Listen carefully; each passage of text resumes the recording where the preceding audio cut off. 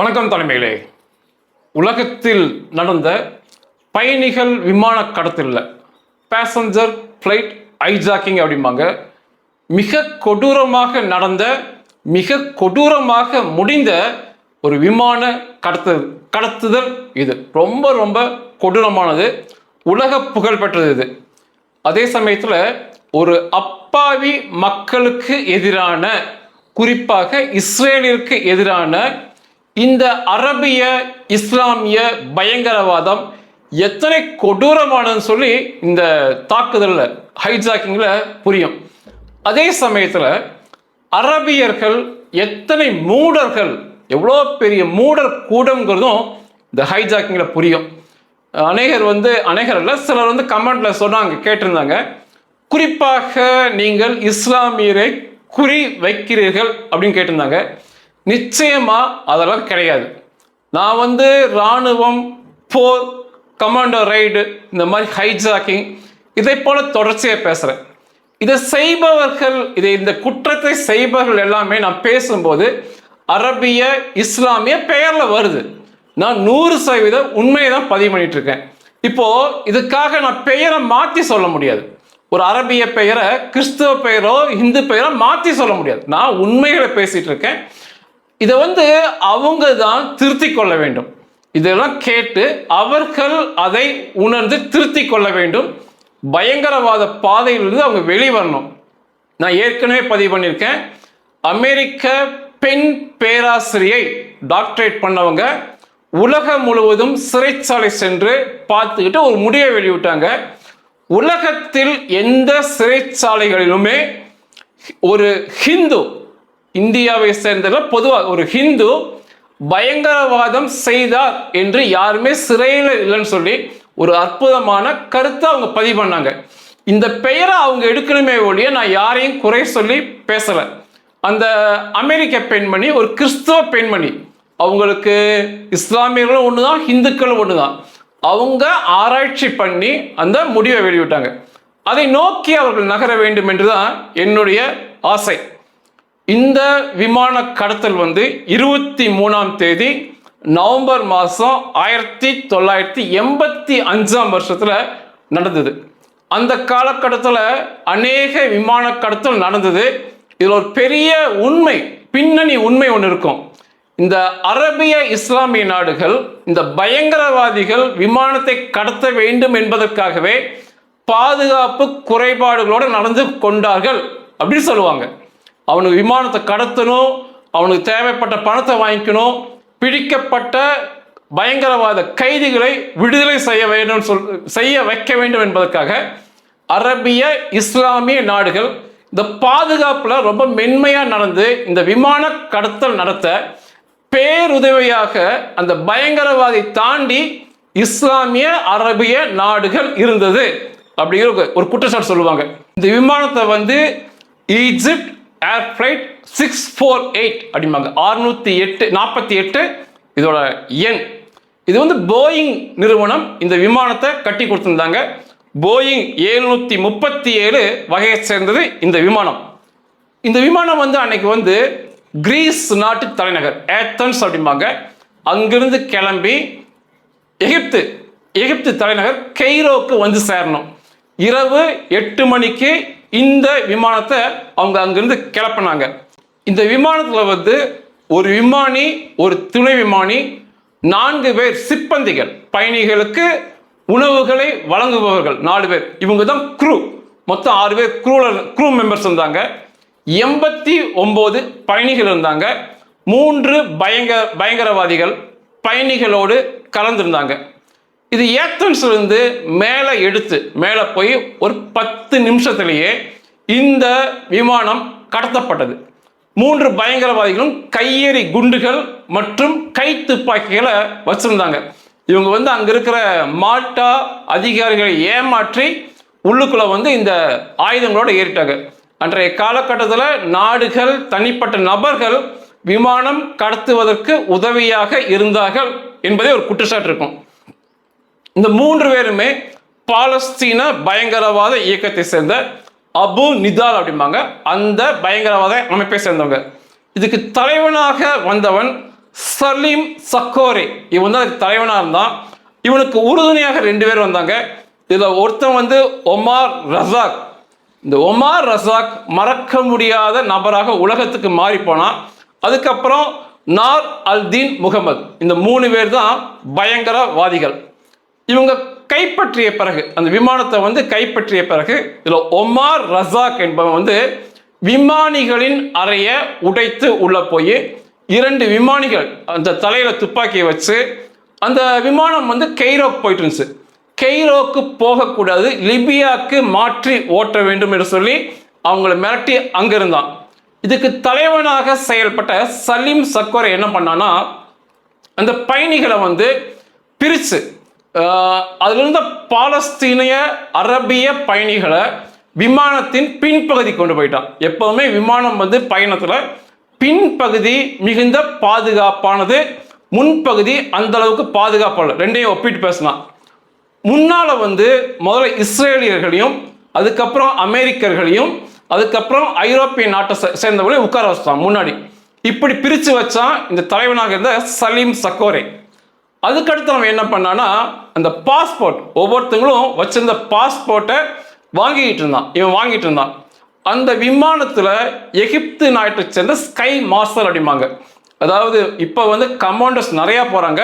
அன்றைக்கு 1 அல்லது 2 sky marshal அந்த விமான பாதுகாப்புக்கு பயணிகள் உடையில பயணிகள் போல போவாங்க.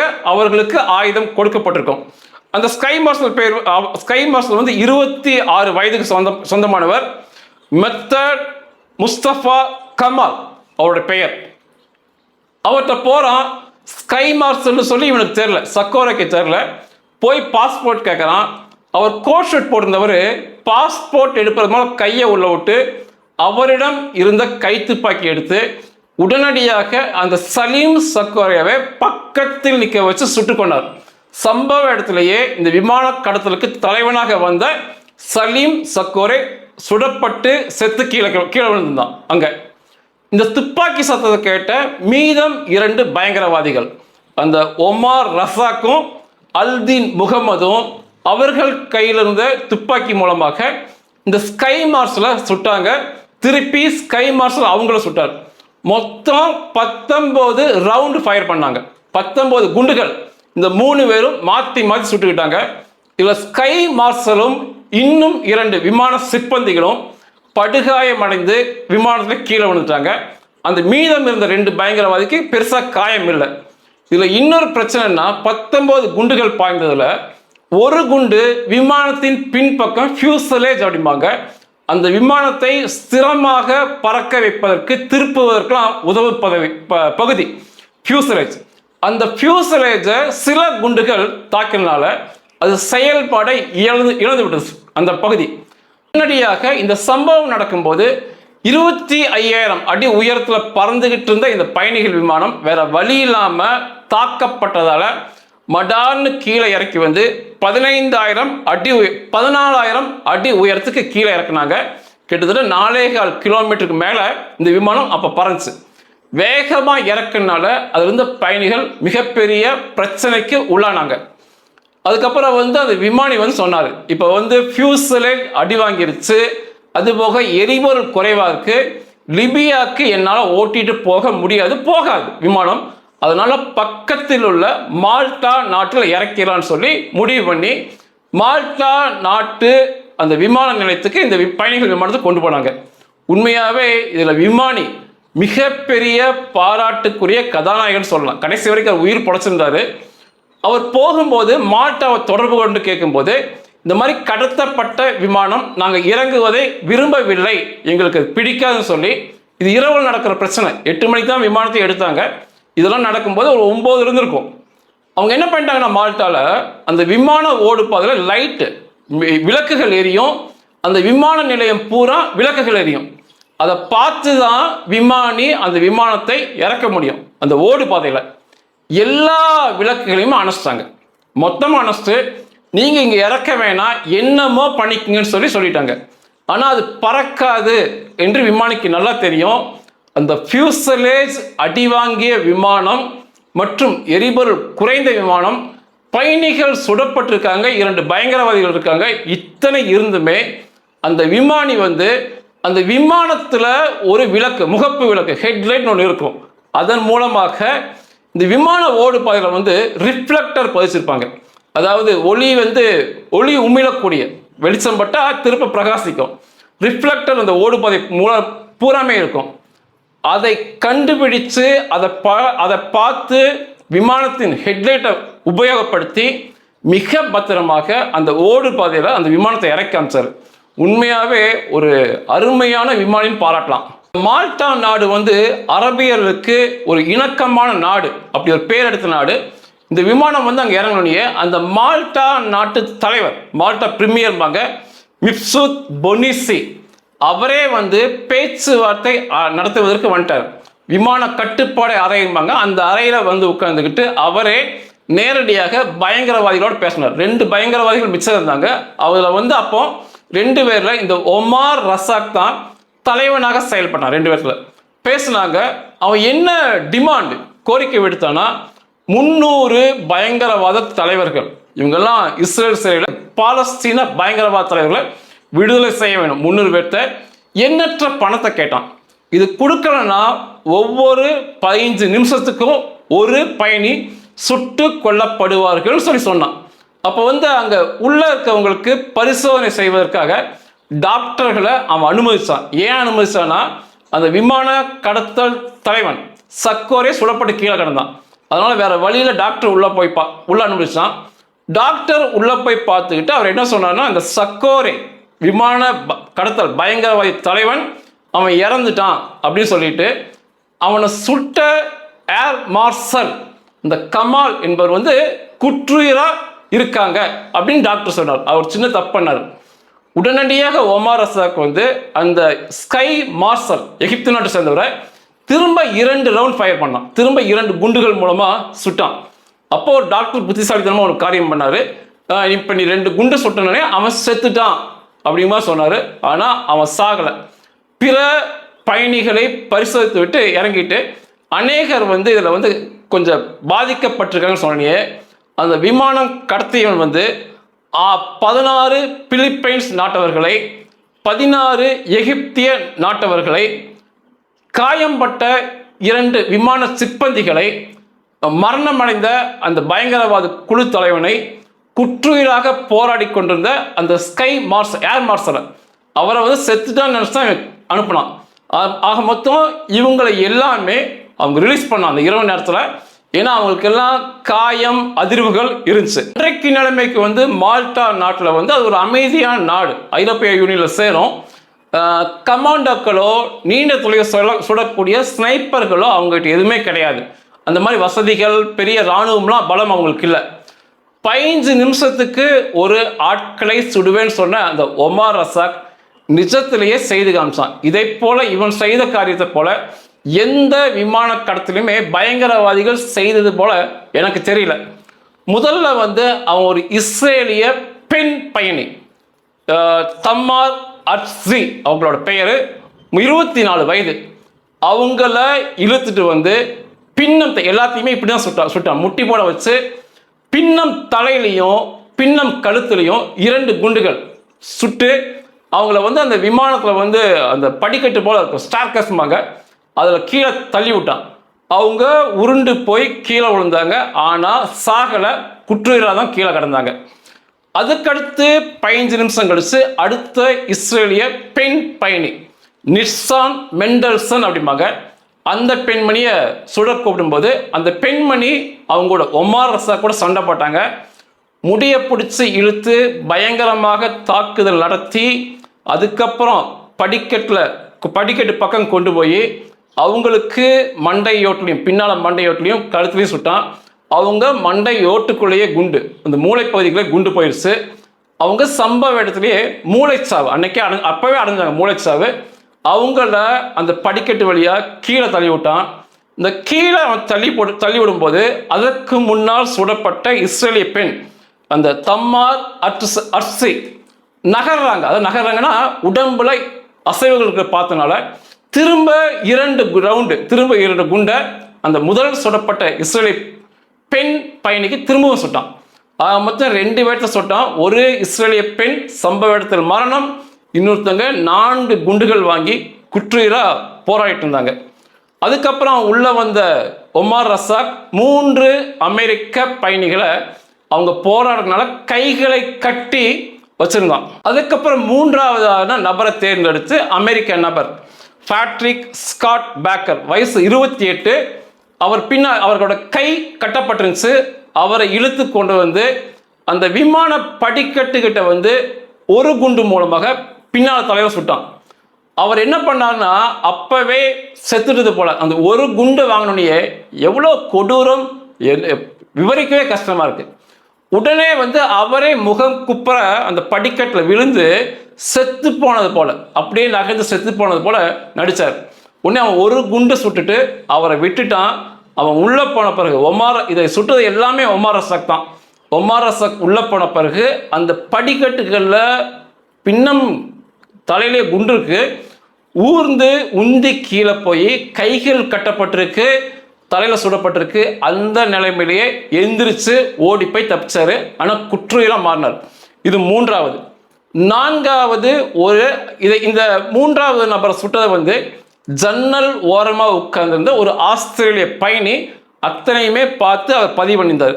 4வது அமெரிக்க பெண்மணியை தேர்ந்தெடுத்தான், ஸ்கார்லட் மேரி ரோசன் இவங்க பேரு. இவங்கள இழுத்துட்டு வந்து இவங்க பின்னால் கை கட்டப்பட்டுருச்சு. அந்த படிக்கட்டுக்கிட்ட மண்டிட்டு உட்கார வச்சு பின்னம் தலையை பின்னம் கழுத்தில் சுட்டான். சம்பவ இடத்துல மரணம். அவங்க இந்த பிணத்தை அப்படியே கீழே தள்ளி விட்டான். 5வது ஒரு அமெரிக்கர் ஜாக்கி நிங் பிளாக் அப்படிம்பாங்க, வயது 30.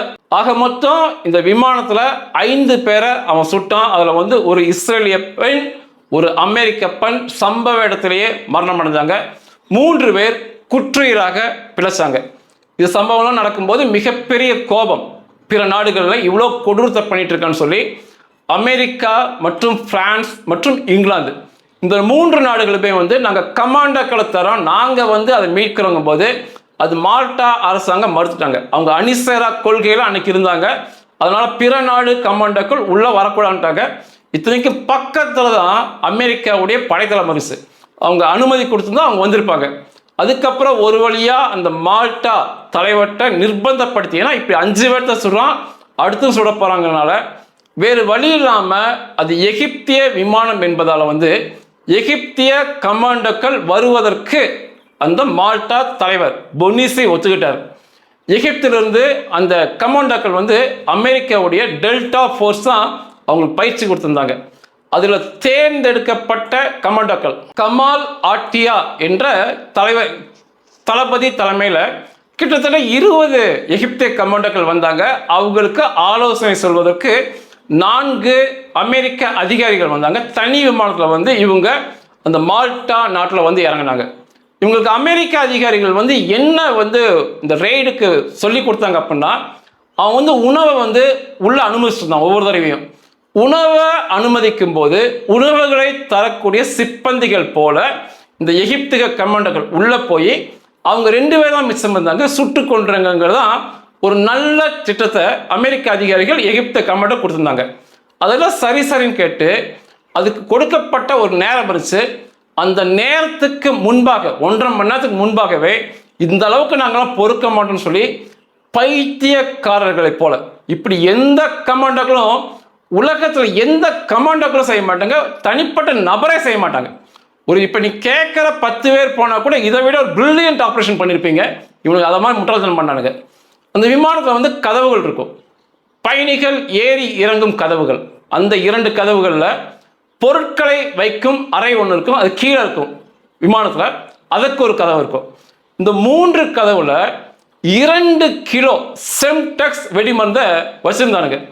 செம்டெக்ஸ் வெடிமருந்து 2 கிலோவை பிரித்து 3 கதவுலையும் வச்சு அந்த 3 கதையும் தகர்த்தானுங்க வெடிகுண்டுகளால். ஒரு ஆள் உள்ளே நுழையிறதுக்கு இவ்வளோ வெடிமருந்தை உபயோகப்படுத்த வேண்டிய அவசியமே இல்லை. அந்த கதவோடைய தாழ்பாளர்களை ஒரு சிறிய கிராம் அளவிலான வெடிமருந்து வச்சாவே திறந்துடும். 2 கிலோ வச்சு வெடிக்க வச்சு அந்த கதவுகள் அதை சுற்றி இந்த பகுதி எல்லாமே தகர்ந்து போச்சு. இவனுக்கு அவ்வளோ வெடிகுண்டு வச்சனால உடனடியாக தீப்பிடித்து கொண்டது. இவ்வளோ பெரிய வெடிகுண்டுகளை அவன் உபயோகப்படுத்தினோடனே உள்ளே இருந்த 2 பயங்கரவாதிகளும் தங்களிடம் இருந்த கையெறி குண்டுகளை பயணிகள் மேலே தூக்கி வீசிட்டானுங்க. அந்த கையெறி குண்டுகளும் வெடிச்சது. கையெறி குண்டுகள் வெடித்து இந்த இவனுங்க வச்ச 2 கிலோ செம்டெக்ஸ் வெடித்து அதில் விமானிகள் கீழே அந்த பொருட்கள் வைக்கிற அறையில் இருக்கிற பொருள்லாம் தீப்பிடிச்சு விமானம் அந்த பிளாஸ்டிக்லாம் இருக்கும் அதெல்லாம் உருகி ஒரு கிட்டத்தட்ட விஷப்புகை போல புகை அந்த விமானம் உள்ள முழுசா போயிடுச்சு. அதில் இருந்த குழந்தைகள் முழுதாக உள்ள இருந்த குழந்தைகள் பெண்கள் மிக பெரிய அளவில் செத்து போனாங்க. இந்த ரெய்ட் நடக்கும்போது ஒவ்வொரு விமானத்துலையும் இந்த மாதிரி கதவை தகர்த்தா அவசர வழி ஒன்று கீழே விழுகும். அது படிக்கட்டு மாதிரி இருக்காது, அது ஒரு ரப்பர் போன்ற பொருளை கீழே விழுகும். அது நடந்து வர முடியாது, குதிச்சு கீழே வரலாம். அப்படி அந்த அவசர கால வழியாக 5 ஆண்கள் விமானத்தில் இருந்தவங்க, அவங்க பயங்கரவாதி கிடையாது, 5 ஆண்கள் பிற ஆண்கள் தப்பிச்சு வரும்போது அதில் 5 பேர்த்த இவனுக்கு பயங்கரவாதிகள் என்று நினைச்சு இந்த எகிப்திய கமாண்டோக்கள் 5 பேர்த்த சுட்டு கொண்டாங்க. வந்த பயங்கரவாதி 2 பேர் தான் உள்ள இருக்கிறது. இவனுக்கும் தெரியும் கீழே விழுந்து வந்தவங்களை இவங்க பயங்கரவாதியா இருப்பான்னு நினைச்சு அடுத்து 5 ஆண்களை அந்த கமாண்டோக்களை திரும்ப சுட்டு கொண்டானுங்க. இவனுங்களை போல ஒரு பைத்தியக்கார கமாண்டோக்களை என் வாழ்க்கையிலேயே பார்த்ததில்லை.